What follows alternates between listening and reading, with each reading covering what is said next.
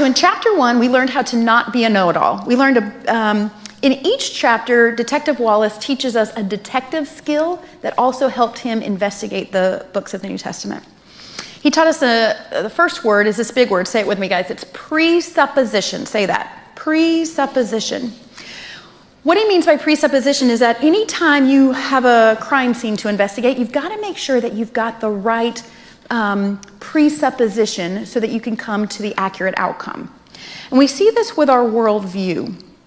So some of the scientists that created the science that allows him to investigate crime scenes, Johannes Kepler and Newton, they had to have the right worldview to come about the science that we do. In fact, Johannes Kepler said, science is the process of thinking God's thoughts after him. Okay? So the theist, the person that believes in a God outside of what we call the universe, outside of time, space, and matter, they have one worldview that, I use it like this. Pretend Miss Beth said, I was bringing all my stuff into the classroom and I dropped my keys out by my Jeep, right?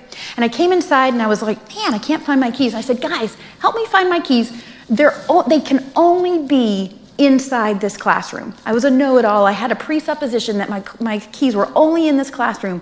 But in reality, in truth, they're outside by the Jeep. Are we ever going to find my keys? No, because they're out there. Well, the theist understands that, here's the thing, look around us. We don't really see the builder of this church, but we know that the fact that it exists is evidence of the builder. We don't see the designer, but the evidence that these lights and the wiring is evidence of a designer, right? We have to understand that the evidence for the worldview that we have is that there's something outside of that time, space, and matter, what we call the universe, and that's what we mean by God. The atheist, the person who rejects God or says there's not a God, is looking for that solution inside. They won't ever find the answer if it is in fact true that God really exists. He's on the outside of time, space, and matter. In number